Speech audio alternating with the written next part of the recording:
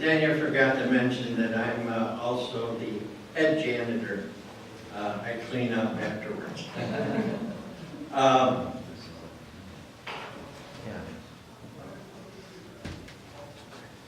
I'm the local president of the NAWCC, Dade, Broward, and Palm Beach County, or Monroe County.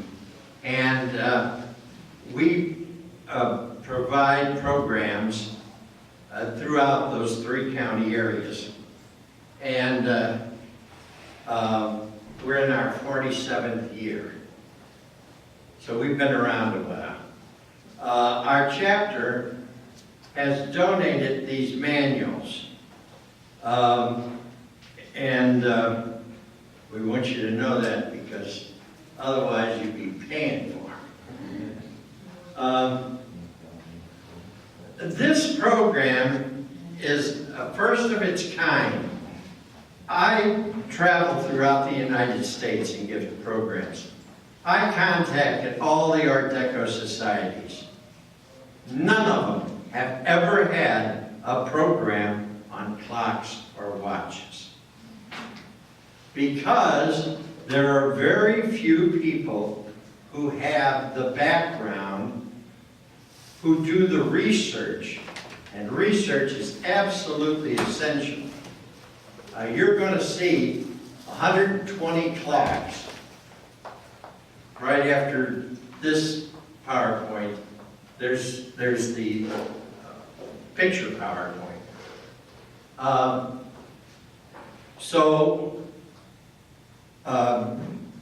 That gives you a little background. This table of contents, you all have the book. You'll be able to read. Now, I'm adding to these books. And that's why we want your name, address, and how to get a hold of you, so that you will be able to get the supplements.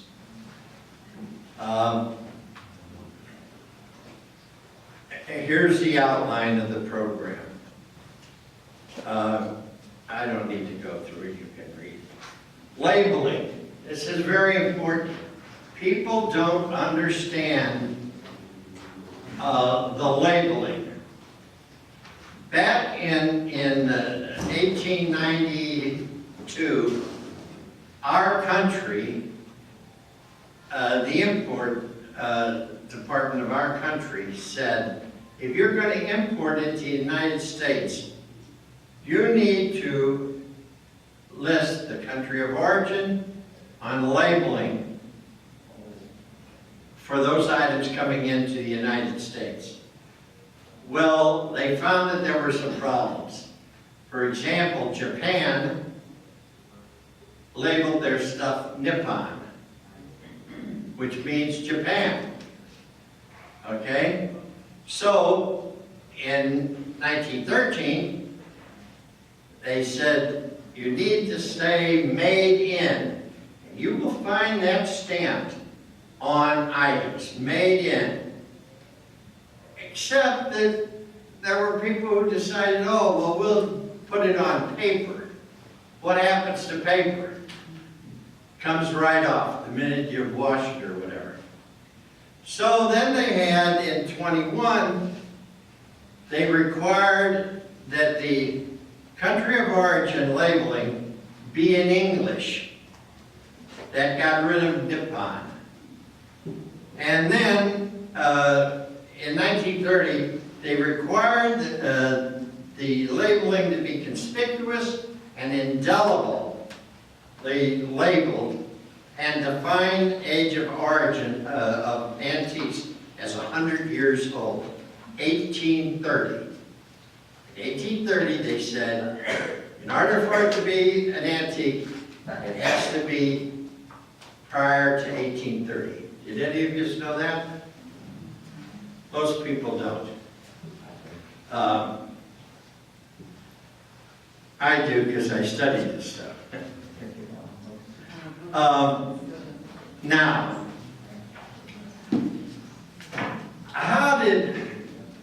does anyone know how the name Art Art Deco came into being? There was a lady who wrote a book. And you'll find it right here. And it's called Art Deco.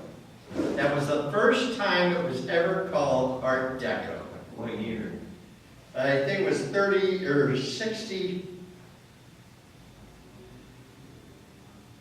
You're not supposed to ask me questions I don't know. 66.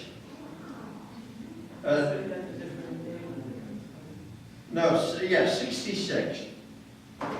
Now, prior to that, they called it modern. Okay? Please turn off your phones. Sorry, Joe.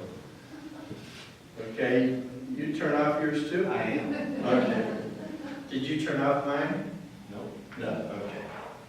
Now, Art Deco first appeared in Europe. Everybody know that? Good. Where at in Europe? No. A lot of people think that. Most people think that. Paris. But it was in Germany. The Germans were ahead. But there's a problem with that. The problem is there was a country that started a war. What country was it? Germany. Now, Paris Exposition in 1900, the Germans were a part of that. And they wanted to have a exposition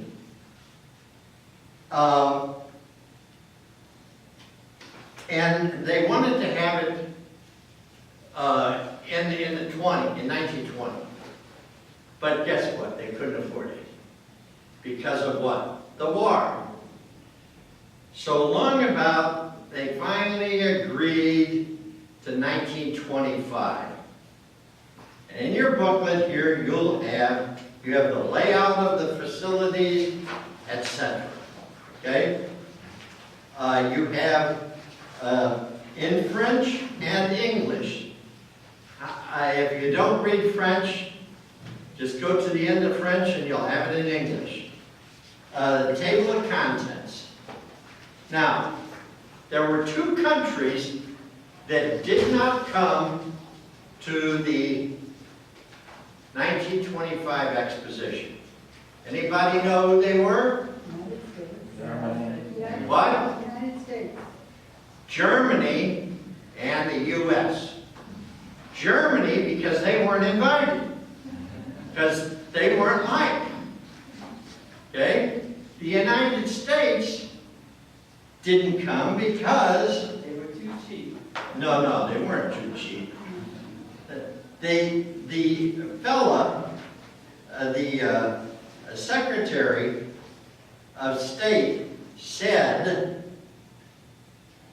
we don't have any people that deal in this modern stuff. Which was not true. But he didn't know about it. So there was no United States pavilion. As there was no German pavilion, except that Germany got in under different pavilions. And the United States got in, but limited.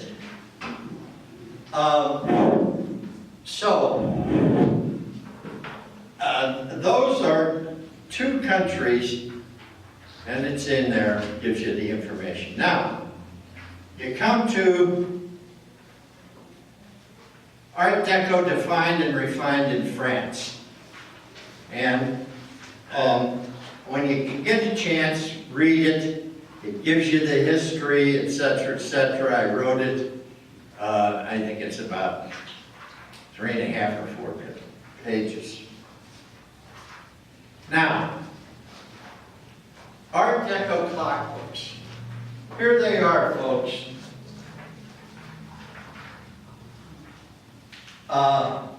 Except for Cartier and Tiffany, all the rest of these books have very limited information. And they usually have either low-end clocks or very high-end clocks. Now, what do you think on the high end, what would a high-end clock sell for? Art Deco. What? Speak up.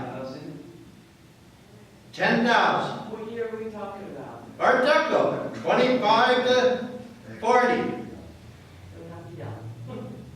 No, I speak loud because I got a whole room.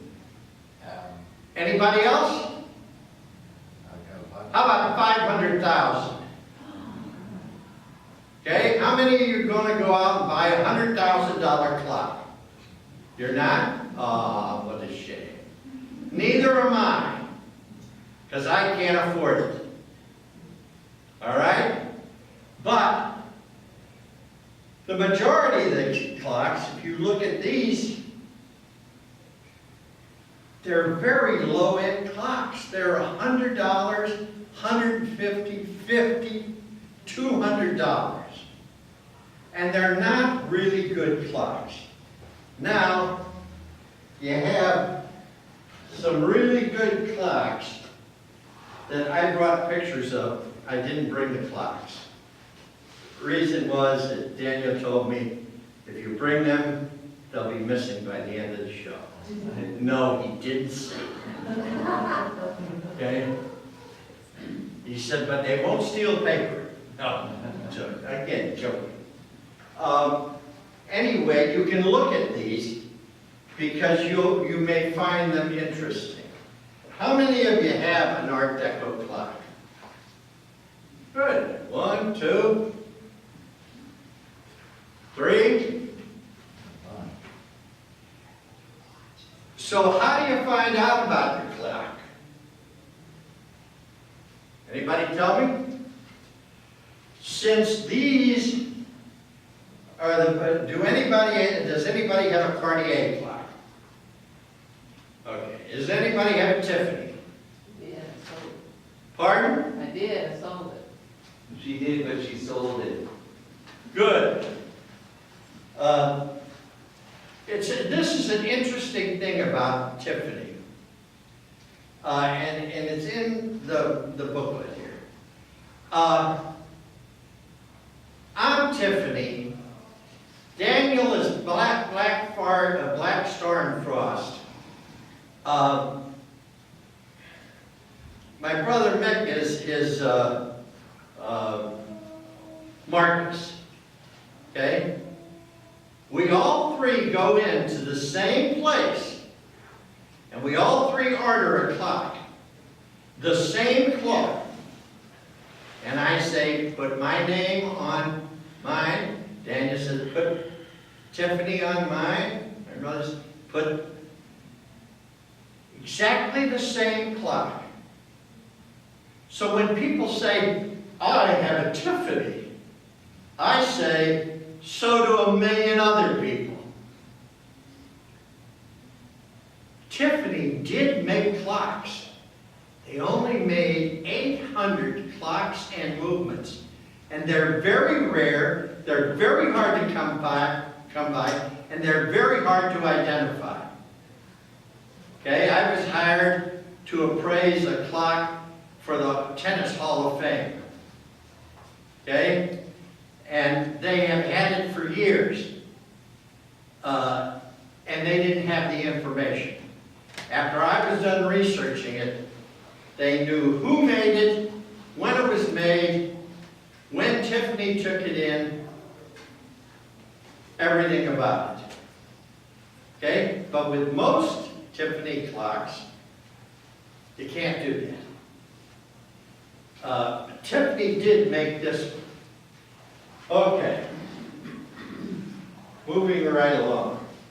I put in here the price of these clock manuals. Now, most of you are not going to buy these.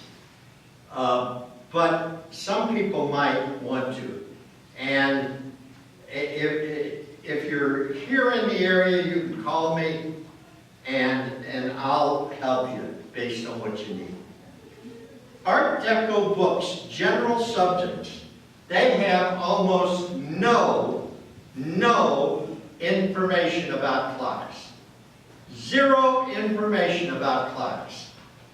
So you can take all of these major Art Deco books and you won't find a thing about clocks. Okay. That's this.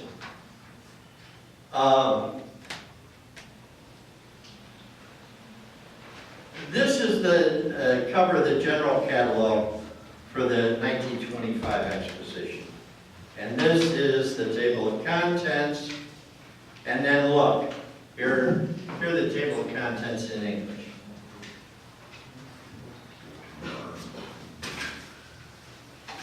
And it tells you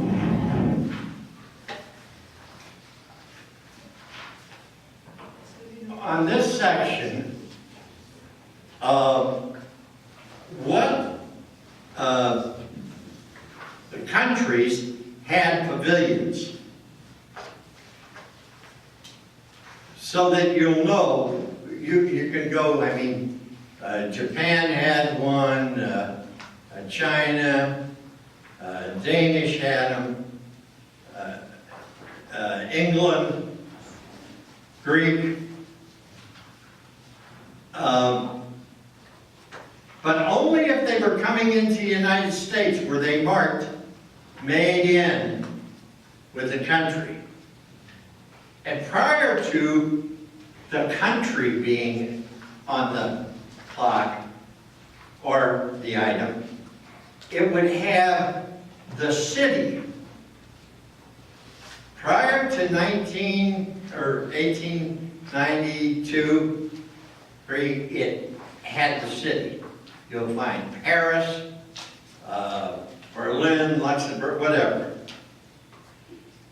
Next you have the layout of the exposition on both sides of the river. Seine. And then this is a gallery. I'm going to go through this quite quickly. Now, the clocks were in classroom number 25. Or 26, I'm sorry. And here's the information on what was in there. Now that was not, these were classes. And so you had different clockmakers, sculptors, etc. That were in different pavilions. Now, here's something that you won't find. I made this up. It took me a long time. These are the American major retailers and importers of clocks and watches. The major ones. And there's only about 41 of them. But you can see the names there. So if you run across a name, Lord Taylor, you all recognize that. Macy's, Kmart,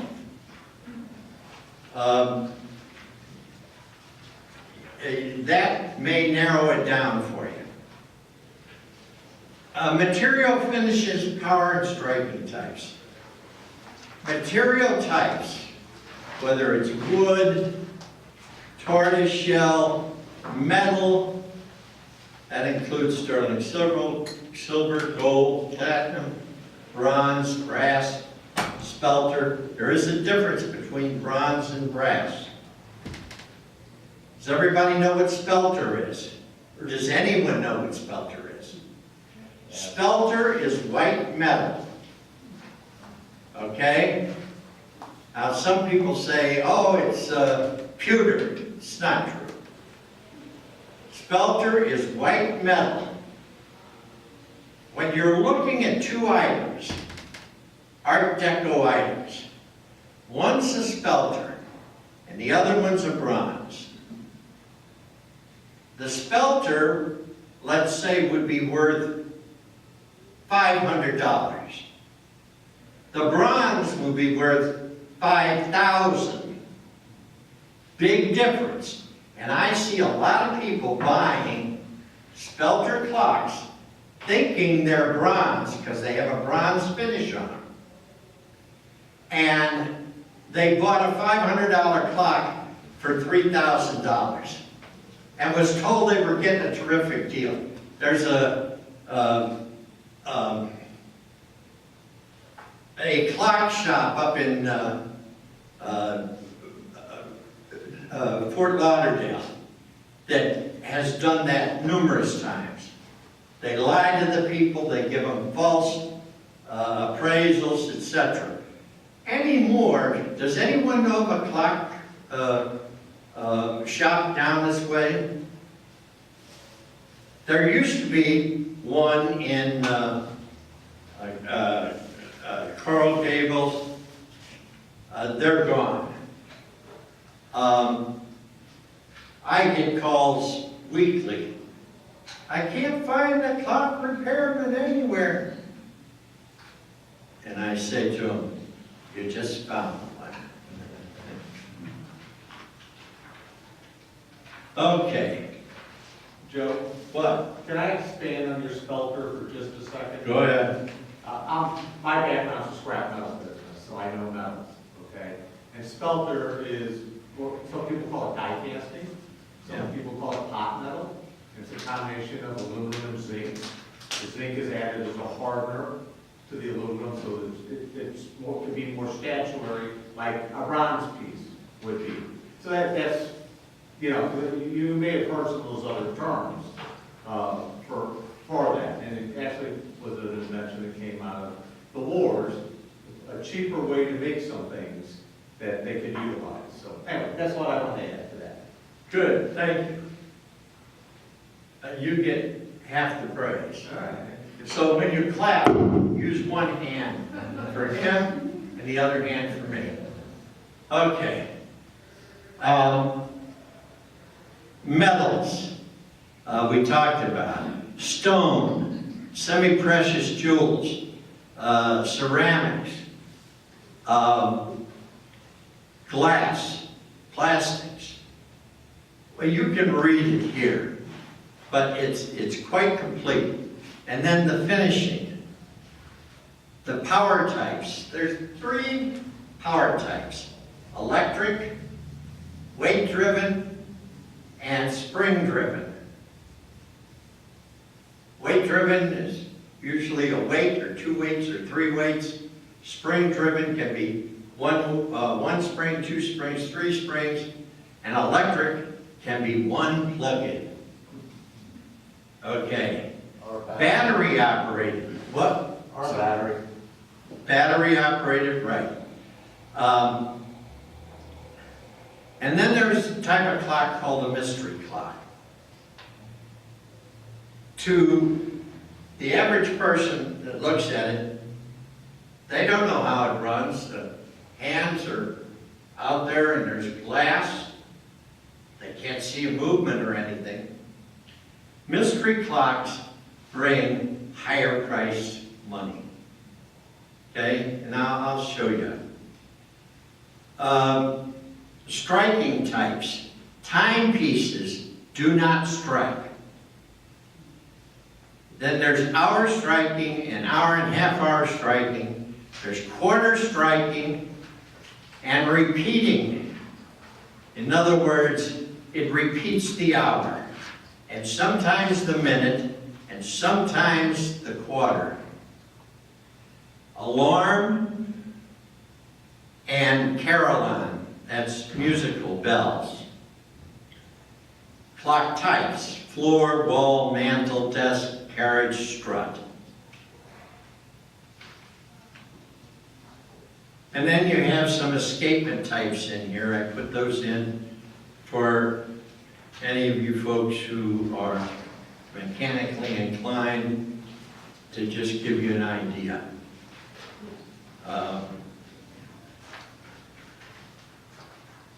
There you go.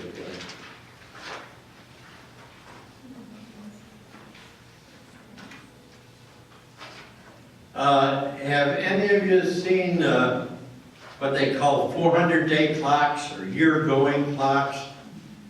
Okay, that's what this is. They sometimes have discs, sometimes they have 3 or 4 balls that go back and forth and back and forth. And they're usually, they made them by the gazillions. That's a technical term, gazillion. There's so many of them out there, and most of them are worth less than $20. There are some worth a lot more.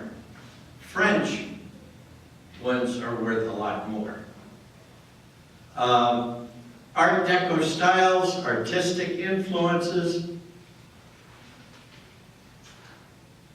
You've got that here. You can read it. Any questions, you can look it up. Now, I'm talking about my Art Deco clocks, which you're going to see pictures of in just a few minutes. Yes, ma'am. Mr. Chairman, are you going to tell us how the mystery box works? Yeah. You only got half an hour left, so you gotta move it along. No, I don't.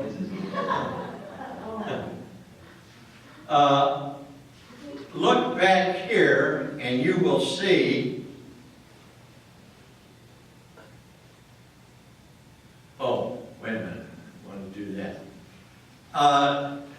Do you know what garnitures are? Yes. They're added pieces.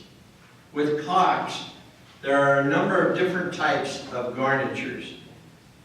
And when you get to Art Deco that they have, if it's not properly restored, guess what? It's worth less than if it were unrestored. Keep that in mind. Refinishing reduces value and must be reversible. In other words, when you refinish something, it has to be reversible in order for it to be a good refinish. Case damage reduces, no matter the degree or wear. Movement reduces non-working. For example, I've got a clock right now that is missing veneer. Now, I have the correct veneer for it, but the guy who's doing the work said to me, "Do you want me to refinish this?" I said, "No, leave it the way it is." He says, "But look, you got these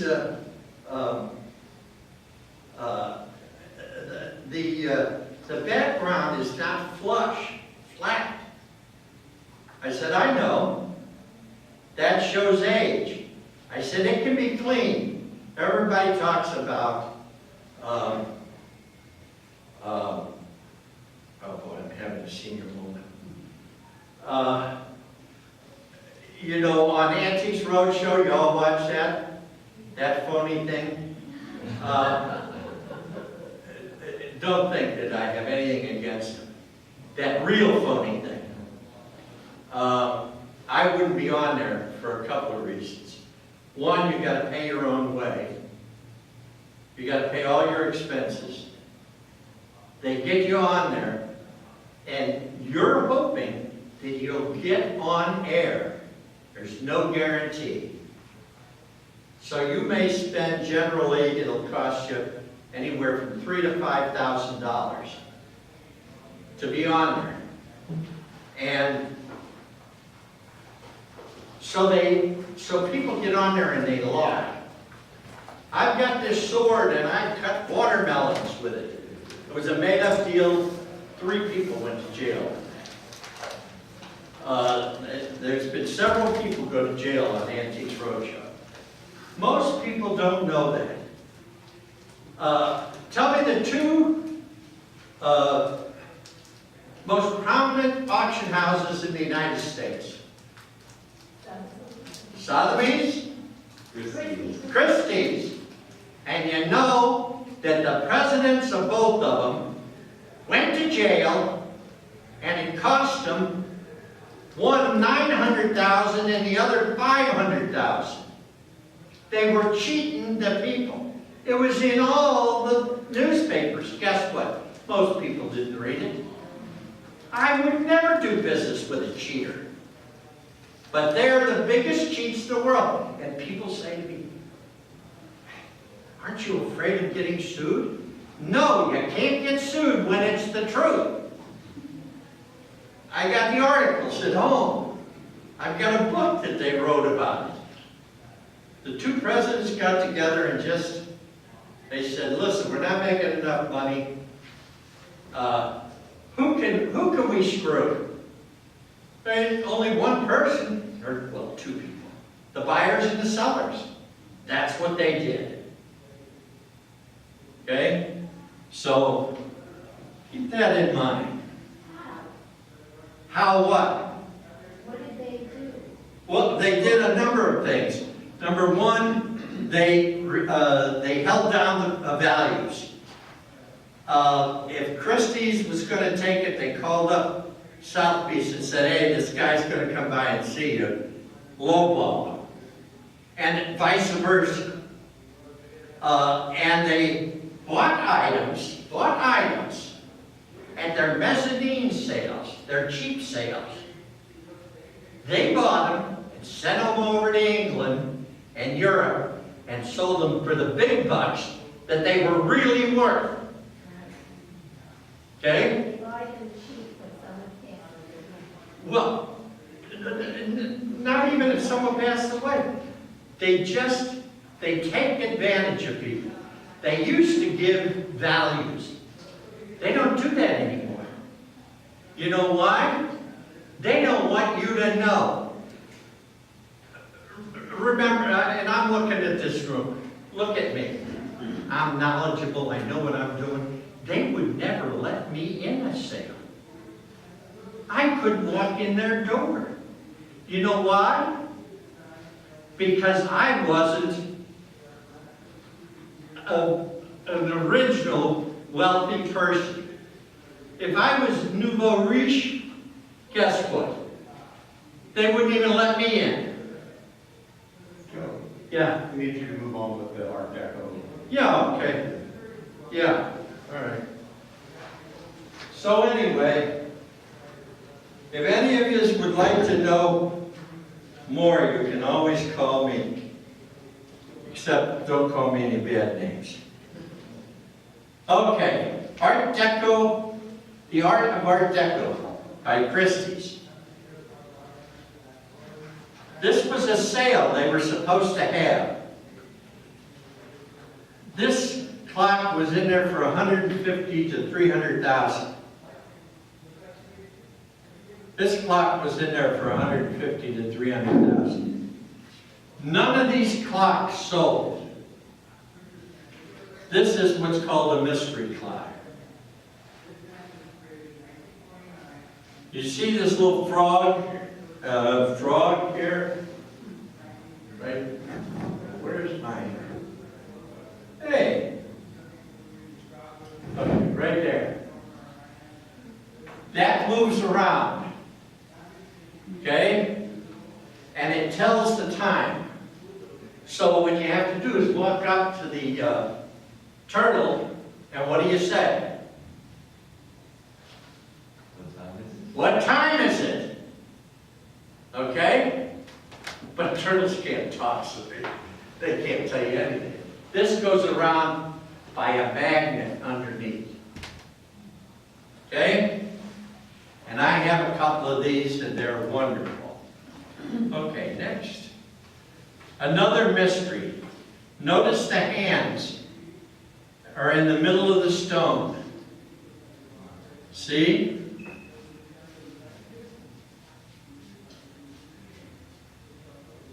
Okay. Here's my Vita, and you can take notes. So now, I'm going going to, okay, where is, okay, yeah.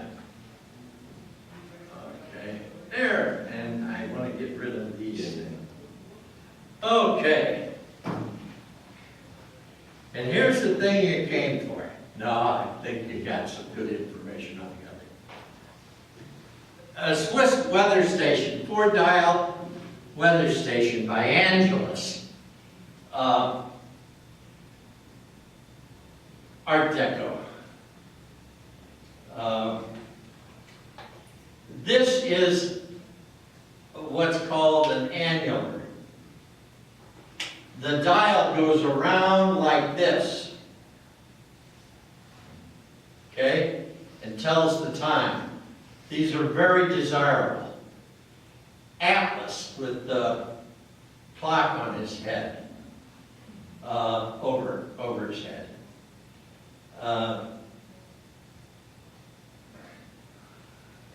Does everyone know what guilloche is?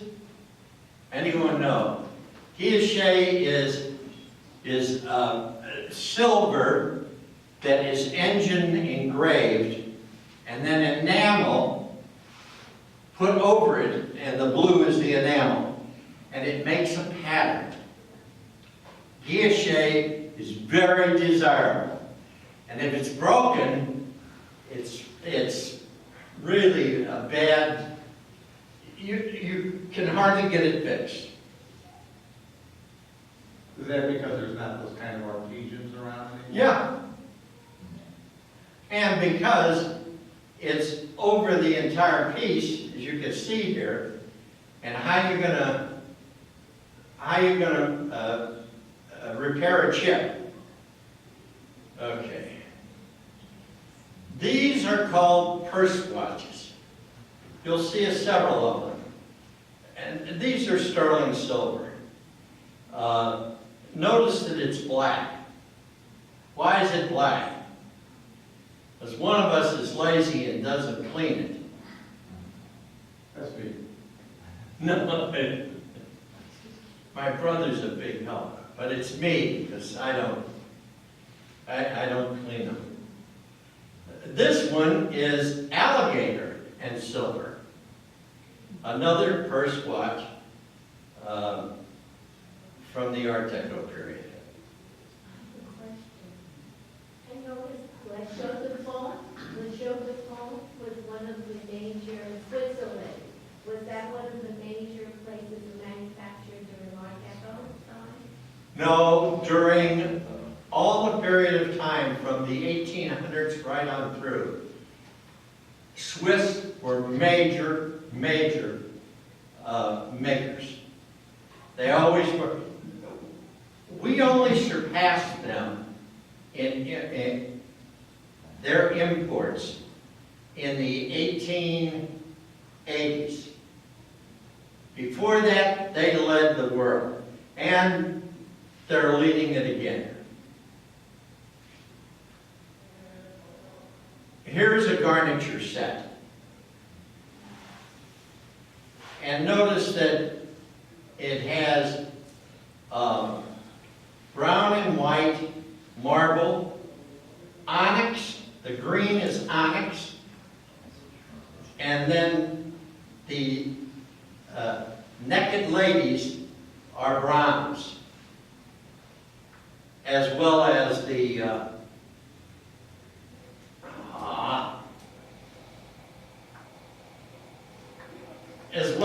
centerpiece with the clock in it.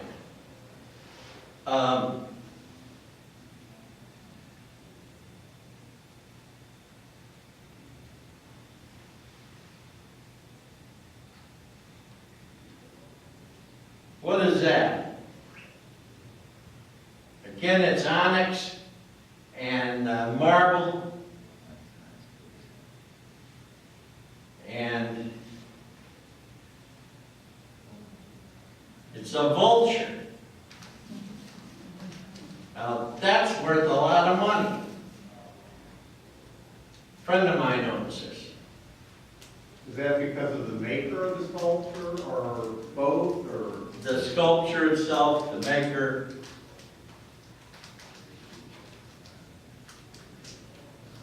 Here's a French hour striking. You see it has square columns. Now this is, this one is not French, this is German. I made a mistake when I put French down. It's German. How large would the production runs on items like this be? 100 pieces, 20 pieces, more? It could be much less. I'll show you some that are much less, and I'll show you some that are much more. But they're very difficult to find because you don't know. I research daily. I mean, my job is researching. So I research 50, 60 hours a week. Okay? And there are times when it takes me years to find a similar clock, and I'm going to show you an example. Years! And I know what I'm doing. And just because I'm a little on the slim side, it takes me that much longer to get near the computer. Here's one. This is E.F. Caldwell from New York. Now, have many of you heard the name Caldwell?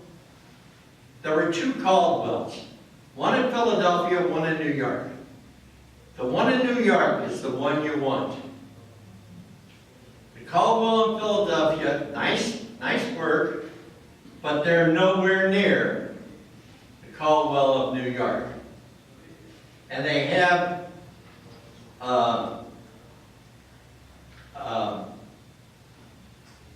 this is an Omega movement.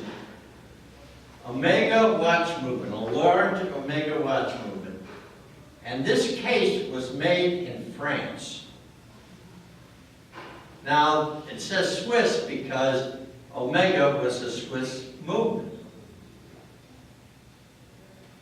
And I've got it with me, and I've got all of the information with me. This is a partner's desk clock. In other words, it has a dial on each side for it to sit on a partner's desk so both of them could read. This is a smaller example. This one is a German. Oh, this is the German one. I'm sorry. And it has on the back B and C over an H in a circle. And I've yet to be able to identify. And I've got books. I've got 2,500 books in my library. People say, he's got more books than he's got clinics, and it's true. But you need those books in order to be able to research. Anyway, this you can see it has some Art Deco and some Art Nouveau. A Chinese man carrying a clock overhead. And this is French, and this is Deco. This is Deco. DEP. DEP stands for duration, elegance, and precision. People don't know that. They say, oh, I have a DEP clock, a DEP clock. And they don't know who made it. This is an absolutely fabulous clock. It has a Deco-style atlas holding up this dial. And in 35 years that I've owned it, I did find one other.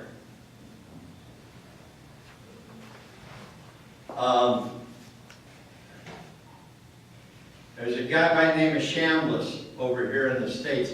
Has anyone ever seen the book by Ian Rand?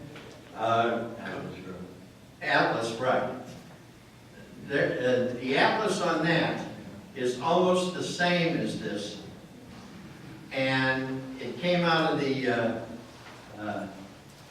Channon Building in New York.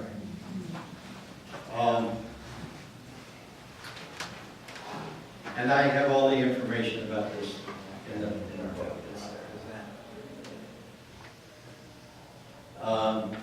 It's just an absolutely wonderful clock. This is a egg-shaped clock, similar to a Cartier, except this one is Austrian.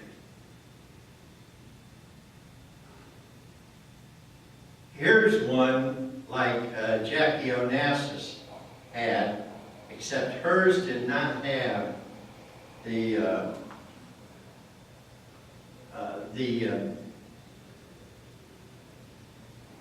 hand-painted ovals.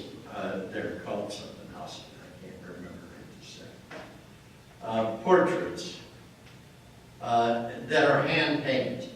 Hers was just plain. And it sold for $6,500.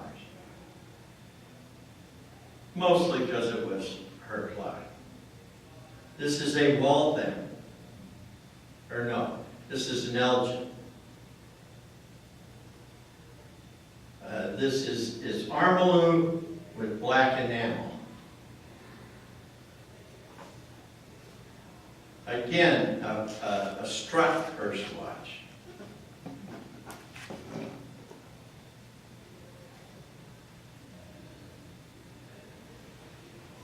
This is a round flip. The numbers flip to tell the time.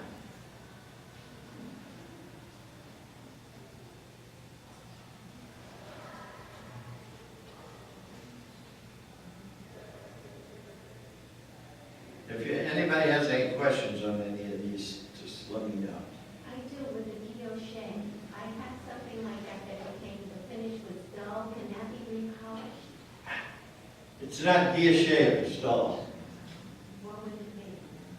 Could be enamel. You can give me a call and I can, you can show it to me and I can tell you. Everybody seen these? Their grandmother had them, right? Well, my grandmother didn't have this. But notice that it has two winding markers. Do you see those? One there and one over there. Normally that means time and strike, striking the hours and possibly the half hours. In this particular case, this strikes the quarters in addition to the hour and a half hour. This is a Gobelin. Anybody know what Gobelin is? Gobelin is to Europe what Tiffany is to the United States. Gobelin is top of the line. And I got two of their clocks in one booklet. This is enamel, green enamel. And you see the buttons on the top and sides? Those are green also. It's a very expensive clock. And it's a striking clock, which is unusual for Gobelin. Guess what this is? This is a mystery. You see that turtle floating around in water? It's telling the time. So the magnet would be underneath wherever the turtle is? That's right. And you can take that turtle and put him to the other side, and guess what the turtle will do? It'll come right back to there. It'll take him a little while. He'll come right back. Is that because turtles are slow? Yes. Yes. Excuse me, when you say there's a magnet under a mystery clock, so what exactly? Not always. So how does that work with a magnet? Well, the turtle has a piece of metal, and the magnet is on the end of a, I see, so it could be a wind-up mechanism. Oh, or yeah. Something I see, it's just. well, it could be. Or something. Later on, they sold battery-operated ones. But mine are all wind-up. Come on. Just click anywhere else. Yeah, okay. Another purse watch by Googlein. This is another Googlein. This is on the other side of that one that's in the booklet there. I called Googlein to find out who made this for them. They couldn't tell me. I researched, and it took me several weeks to research to find out that it was Charles Adolph Matley. Because I'm going to show you. This is Matley's trademark. And it was very, very difficult to find. Notice that Googlein has their trademark on there. And they were happy to tell me, oh, our trademark's there. I said, well, what about the other one? Well, we don't know. Now, you would think a company that's still in business, and they're very much in business, and they mostly deal with diamonds now, although they still sell clocks on occasion. If one of their customers comes to them, they'll do anything for that customer, except give them the information. Here's our Deco. Look at that, for pipes. How many pipe smokers in here? Well, see, you ought to have 2 of these. Well, at least one. But to find one, a friend of mine owns this. And I said to him, hey, Lenny, you don't smoke pipes. He says, I know, but it's so neat. He Is says, that okay. wood? Huh? Is that wood? No, it's marble. It's blue, gray marble, orange, and black. The top is black marble, right up there. And then the blue, gray, and then down here, come on, down here is the orange rust. Pardon? It's the base brass. Yes.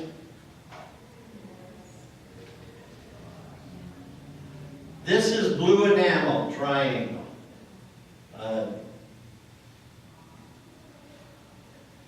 Most people understand none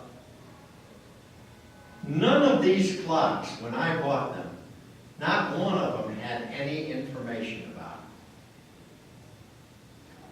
it. They just sold me the clock. Can you tell me anything about it? No. Don't know anything about it.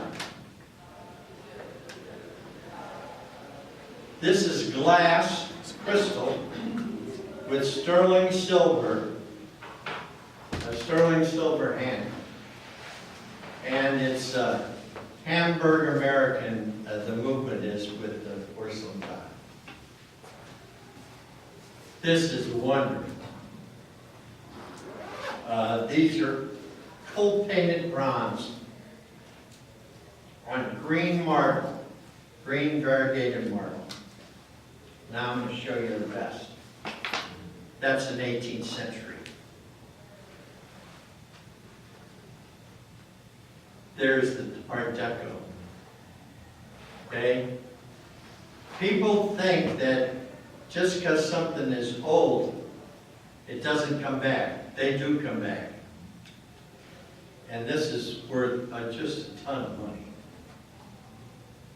Here's a book, a clock and a book.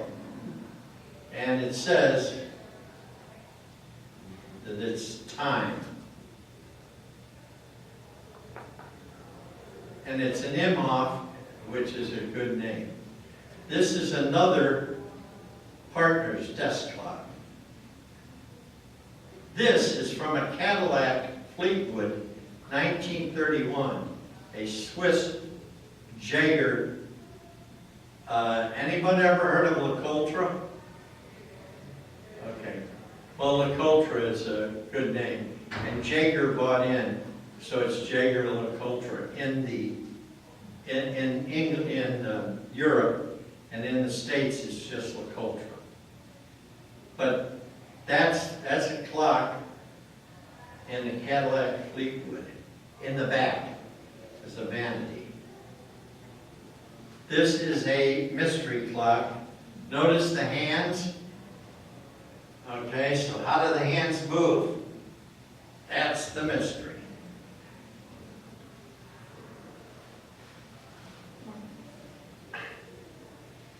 Okay. This is another mystery. This is called the golden suspension.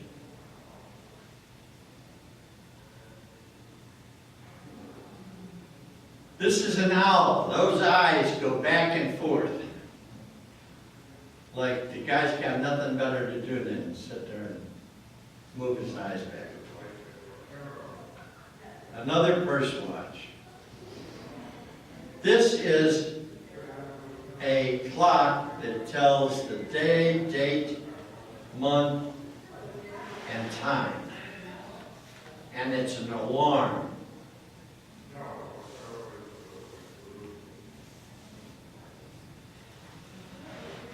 This is a wonderful Art Deco.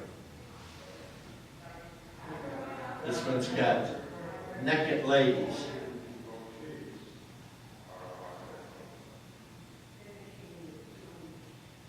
Certainly not today.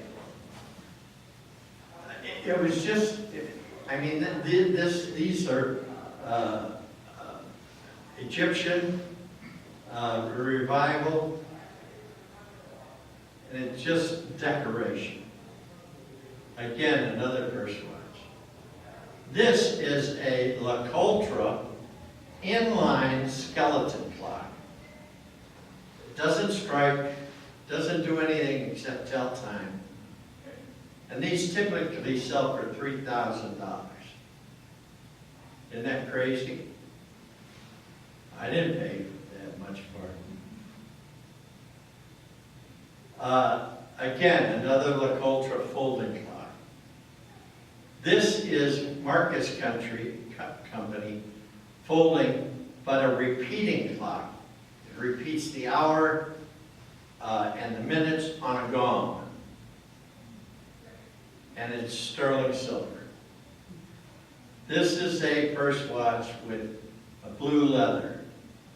Here's another one, sister of it.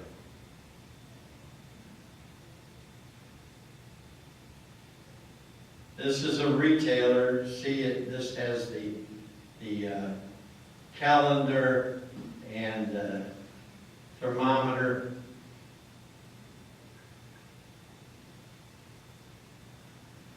This is called a ball clock. That's a round ball about this big around. And that's the stand for it. These are very desired. Here's another one. But this one you can at least see the side.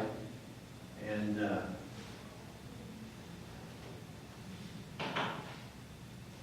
that can sit on a table because it has a flat spot on the back, on the bottom. This is called a ficus. Look at the eyes. The guy's not cross-eyed. The one eye is the hour hand, the other eye is the minute hand. So you can get them all googly-eyed. And these are wonderful. Usually you don't find them with the plate. The plate's almost always missing. There's a dog. They made a bunch of different dogs. And again, googly eyes. This is a Scotty dog. This is a sterling silver folding travel clock. And only because someone doesn't clean them, it's black. This is a flip clock, but in blue and white. Usually they're in white with black letters.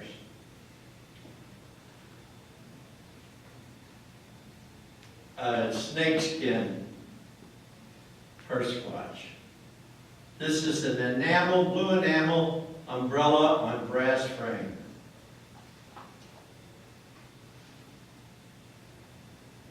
Now, this is a water spiral, and I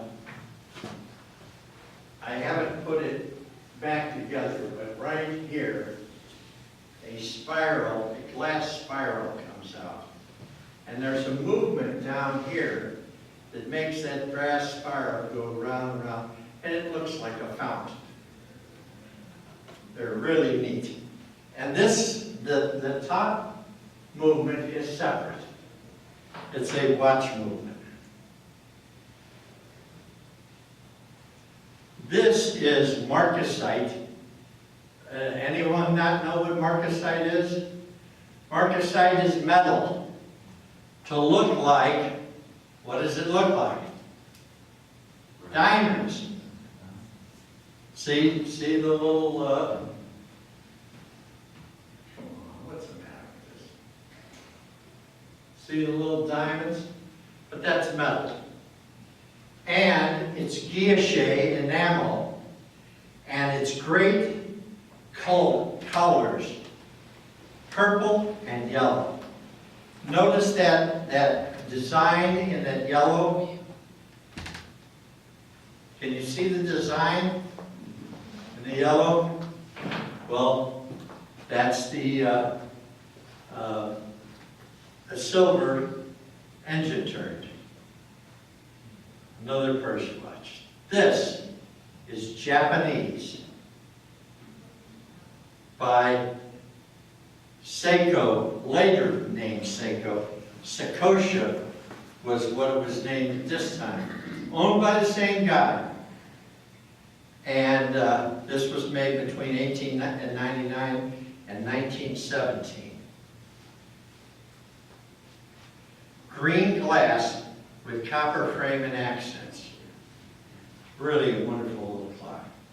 This is another Sakosha, but it's a ball clock with the brass stand. And this is another book clock, and you notice on the edge of the book it says, Book of Time. Pretty nifty. This is a Shreve, Crump, and Low. That's on the dial. The movement is marked Imhoff. It's an 8-day, 15-jewel 2 adjustment, and it is a striking clock. It strikes the hours. And that is very desirable. Okay. This one is a sub-miniature. Notice the height. You see it's less than 2 inches. 1 3/4 inches high. Emerald green onyx panels over silver. It was English imported by George Stockwell, who was a big importer in England. And here's the back of the movement and the case that it comes in. This is an ivory Bakelite electric, they call it skyscraper, It's a Model 700 made by Telecron.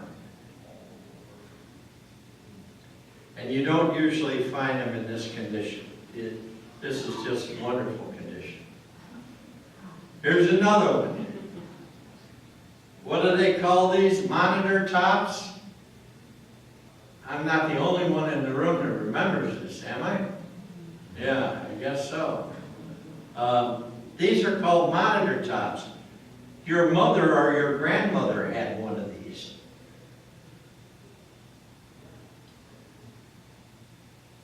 This is a Waltham glass and brass.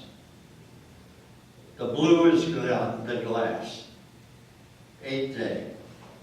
This is a German calendar and striking 15-day chrome clock. Notice that you can see the side here.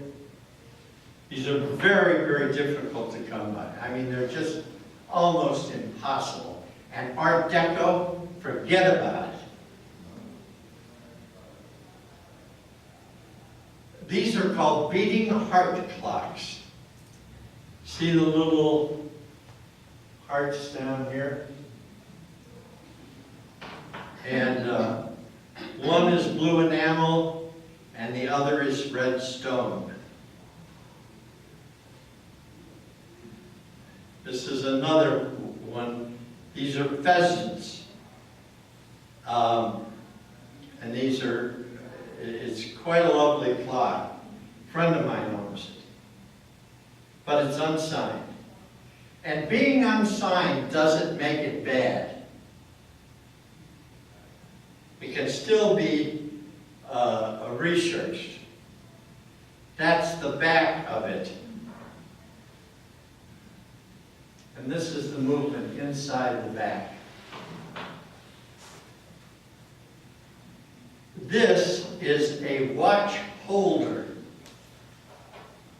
This is the watch. The center is the watch with green enamel. The case is made of ebony. It's from France. Ebony with bronze mounts. And you don't run across ebony too often.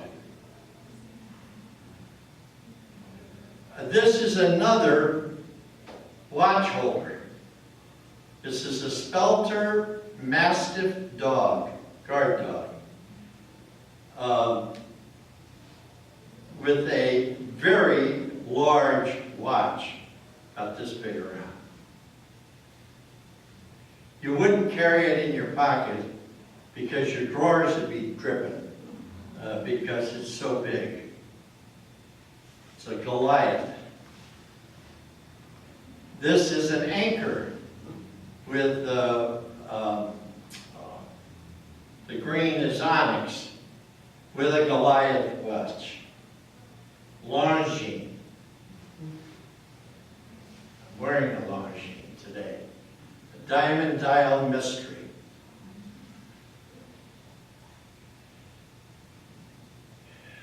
There's another Goliath with a panther.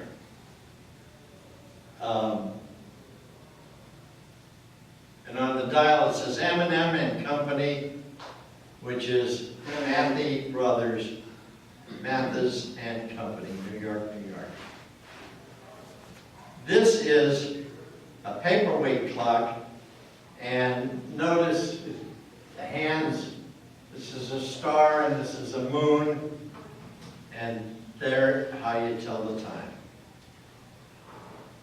And here is a thermometer, barometer, and in the center a watch.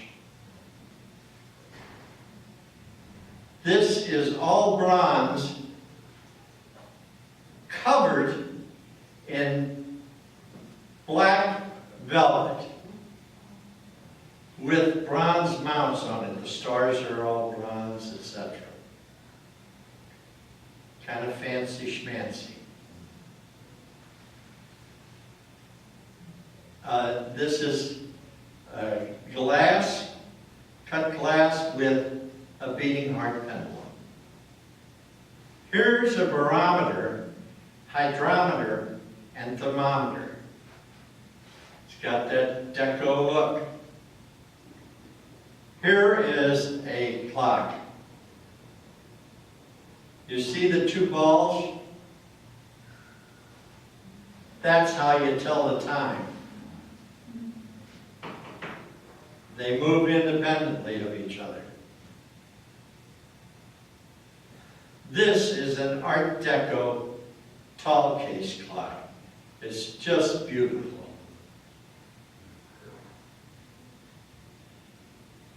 This is by Henri Godet,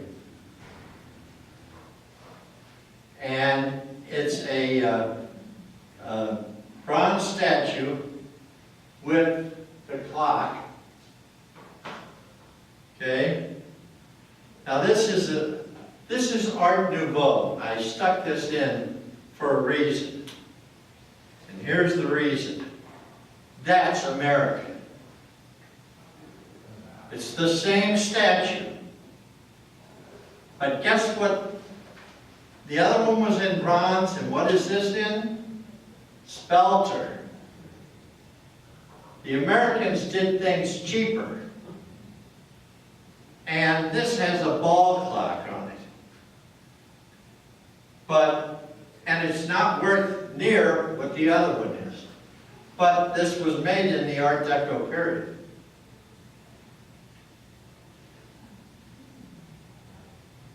What about this? Red coral. This around here, that's 18 karat gold sea grapes. And then the watch. Beautiful? Certainly is. This is red guilloche. Notice the lines. Cut that out.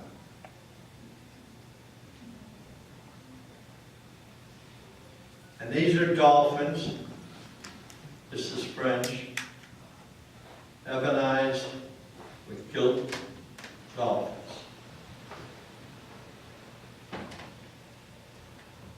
This is called a Tiffany Nevermind, not by Tiffany and Company, but Tiffany Electric Manufacturing Company at Buffalo, New York.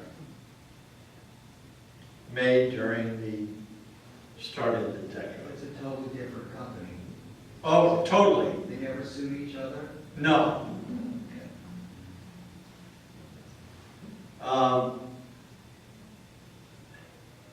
This one is it's an oval dial, and this is just a nice Art Deco clock. This is a Rosenberg. You want to collect really great porcelain, collect Rosenberg. I sold this to a friend of mine, and he said to me, I sold it to him for $5,000. He said to me, I thought we were friends. I said, we are. You're getting a hell of a deal. Now it's worth about $8,000. He says to me, hey, I got a hell of a deal. I said, yeah, you're a friend of mine. Again, here's an Art Deco, and it has 3 little birds on top. And notice that they're not doing hear no evil, see no evil. No, it's something else entirely. Here's the mark on the back of the movement. And nobody could figure out what it was. I did, of course, but it's Sandoz, Marx, and C. And here are 2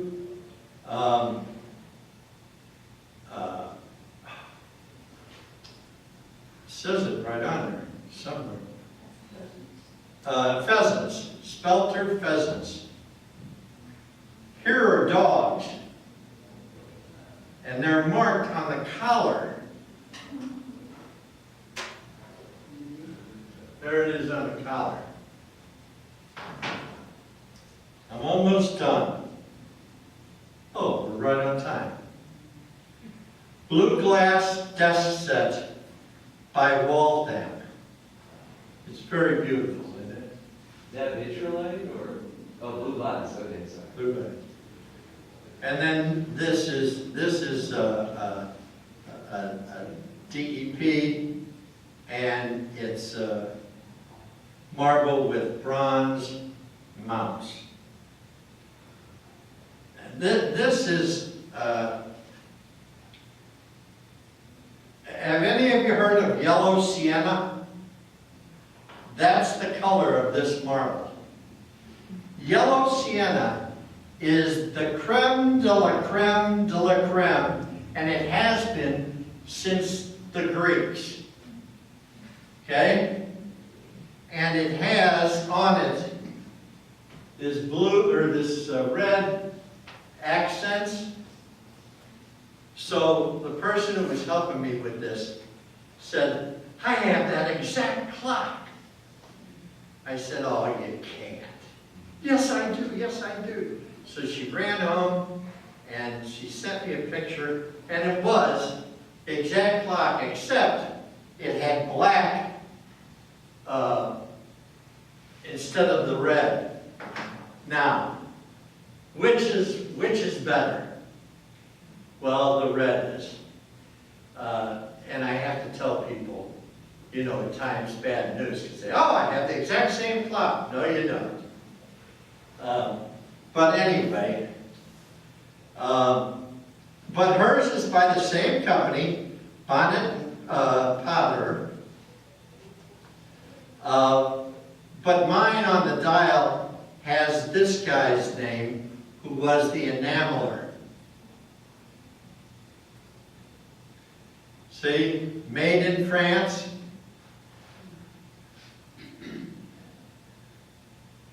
This is a wonderful clock.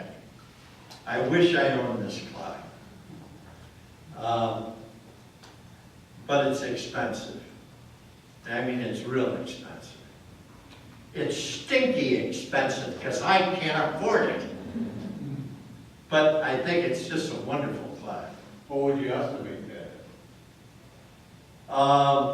You know, I haven't checked for years.